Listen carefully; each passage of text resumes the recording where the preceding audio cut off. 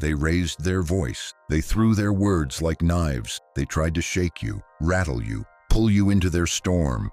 But nothing broke, because you remembered something older than fear, something deeper than pride. The mountain doesn't move for storms, and neither do you. You've felt it before, the heat, that flash of adrenaline, the voice in your head screaming, "Say something, don't let them disrespect you, fight back." But what if calm isn't cowardice? What if calm is command? Miyamoto Musashi didn't just fight with a blade. He lived as a warrior, moved as an artist, thought like a philosopher. He fought over 60 duels, never lost once. Not because he was louder, not because he struck first, but because he never left his center. He let the chaos swirl, let the opponent burn themselves out. And when he moved from stillness, because that's where true power lives.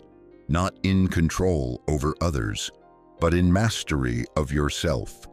So the next time they try to pull you into war, remember the storm only wins if you forget that you are the mountain. You think you're fighting them. The person across from you, loud, arrogant, condescending, you think they're the problem, that if they would just lower their voice, you could find your peace again. But Musashi knew better. He understood what most people never do. The duel is never about the other. Not really. It's about the part of you that responds to them. The part that still needs to be seen, still needs to win, still needs to protect a self that was once left unprotected. You must understand that there is more than one path to the top of the mountain, he wrote. And the most powerful path was the one that led inward, because conflict doesn't create chaos, it reveals it. All they did was touch the bruise. They pressed a place you haven't looked at in years, and it lit you up like fire. You tell yourself it's about principle, about boundaries, and about being disrespected. But slow down, look deeper. Why did that comment hit there? Why did your breath catch in that moment? The truth is harder to swallow, because it's not about what they said. It's about what it activated. You remember a time, maybe not clearly, but viscerally, where someone laughed at you, ignored you, shut you down, and it taught your nervous system this: attack is survival, silence is weakness, to lose control is to lose safety. So now every confrontation is a battlefield, not because the other person is your enemy, but because you still haven't made peace with your past.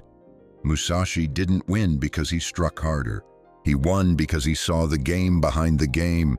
He understood rhythm, he watched intention, and most of all, he never let another man's energy dictate his own. That's the lesson. They're not your opponent, your reactivity is. The duel isn't sword against sword. It's awareness against impulse. It's presence against programming. It's the self against the ghost of who you were. Every insult, every confrontation, every rising fire inside you is not a reason to react. It's a doorway to awareness, to mastery, to a deeper calm than you've ever known. And that's the revelation Musashi leaves in your hands. The greatest battle is not about defeating the other. It's about refusing to abandon yourself. They didn't touch you. Not physically, not violently, but something in you still flinched, didn't it? The way they looked at you, the way they spoke over you, the way they smiled like they knew something you didn't. And suddenly, you weren't in your body anymore. You were in defense mode. You could feel the story building in your chest, like a dam cracking under pressure. They're disrespecting me. They're trying to control me. If I don't say something right now, I lose. But wait, who's speaking? Is that your wise self? The one who's calm, clear, and rooted in truth? Or is that an old voice?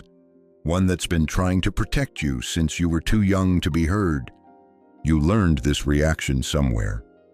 Not from logic, from experience.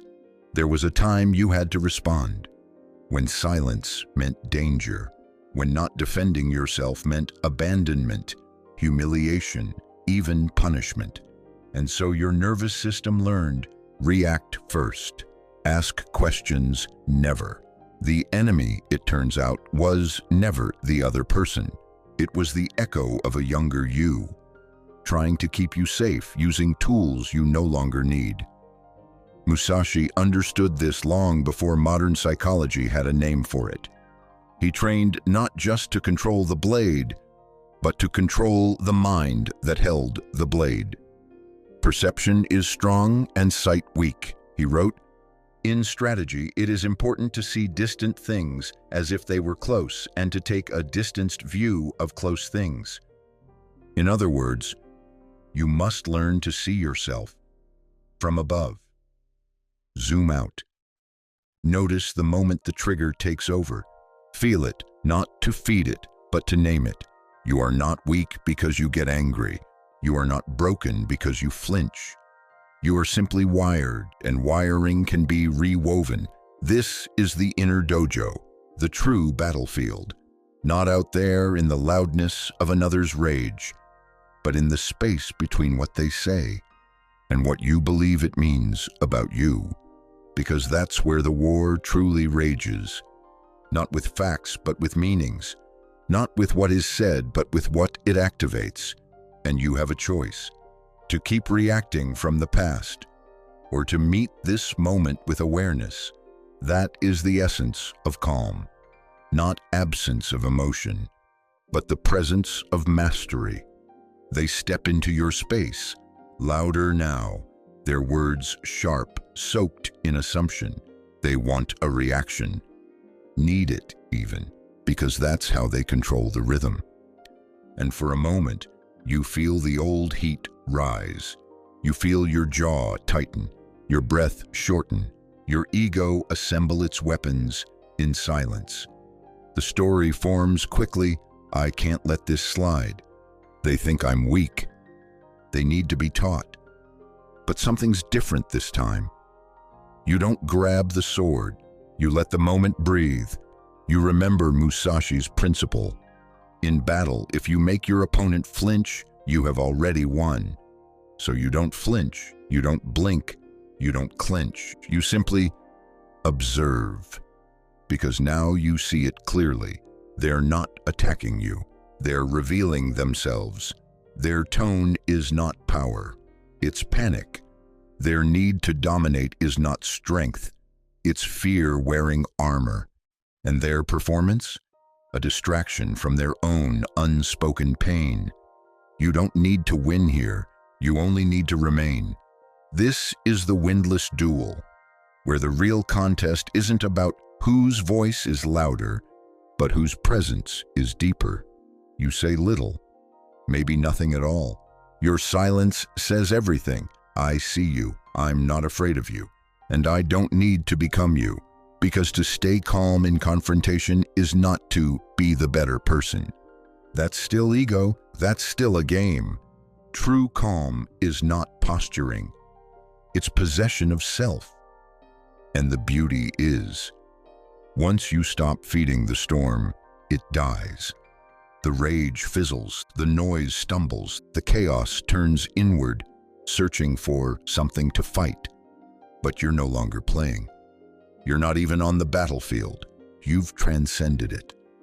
The ultimate aim of martial arts is not having to use them, Musashi wrote. And so it is with calm. You didn't stay silent because you were afraid. You stayed silent because nothing in you needed to speak, not to defend, not to prove, not to punish. You're no longer the fire. You're the earth beneath it, unmoved, unscarred. That's power. And not the kind they can take from you. Not the kind that relies on dominance or applause. This is power born from restraint, from understanding, from clarity. And when the moment passes, as all moments do, you will still be here, whole, calm, and untouched. It's quiet now. No voice to answer, no energy to absorb, no story left to defend, just space. You feel your body again, not tense, not armored, but open, and something inside you exhales, not because you won, but because you didn't leave yourself to fight. That's the shift. Before, calm was a tactic, a mask, something you performed while your insides were on fire. But now it's something else entirely. Now it's a way of being. You don't just act from calm, you are calm because you are centered. Musashi said, "To know 10,000 things, know one well. That one is you. You are the axis, and when you don't spin, the world cannot pull you." This isn't numbness. It's not detachment dressed as Zen. It's not spiritual bypassing or passivity. It's anchored awareness. A calm so deep it becomes direction. From here, you no longer react. You respond. And even then, only when needed. Only when aligned. You stop chasing explanations. You stop over-correcting your image. You stop giving your peace away in exchange for being understood. Because here's the truth. Most people don't want clarity, they want control. They don't want you calm, they want you reactive, so they can define you. But that no longer works on you, because you know how to return. Not to the breath, not to the mantra, but to the center behind the noise. That sacred stillness Musashi moved from, the empty hand before the strike, the pause before the poem. And now it's not just something you visit. It's where you live. You walk differently now. Not heavier, but more deliberate. Not harder, but more real. You say less, but when you speak, it lands like truth. And that is calm, not as a reaction, but as an identity. Not a performance, but a practice. Not silence out of fear, but silence as power. The world around you will keep storming, but the storm inside, that one has passed. You don't even notice it at first. The shift is subtle. No fanfare, no ceremony, just a quiet strength that follows you into the room. You're not trying to be calm anymore. You simply are. Where you once braced for tension, you now breathe. Where you once filled silence with explanations, you now let silence speak for you. And people feel it. They can't name it, but they know that when they step into your presence, they've stepped into something different. You don't flinch like you used to. Don't shrink. Don't escalate, because you've realized you don't need to control the moment. You only need to remain in it. This is what it means to carry the still blade. The sword you no longer draw because you don't need to. The power you no longer prove because it lives in your posture, your eyes, your choices. Where others spiral, you center. Where others attack, you observe. Where others perform, you embody.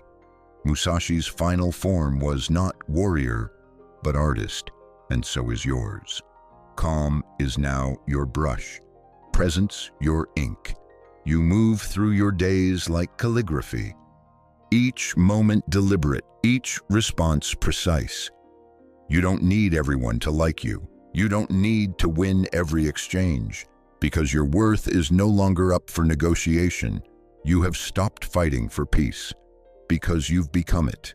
This is mastery, not the loud kind, the quiet kind, the kind that enters a room and shifts the temperature without ever raising a voice, the kind of power that doesn't shake the earth, because it is the earth. And when the next confrontation comes, because it will, you'll meet it the same way Musashi met his final duel, unarmed, unshaken, unmoved, because you know now the real victory isn't making them back down. It's standing in your truth and watching nothing inside you move. That is the way of the still blade. So now you know.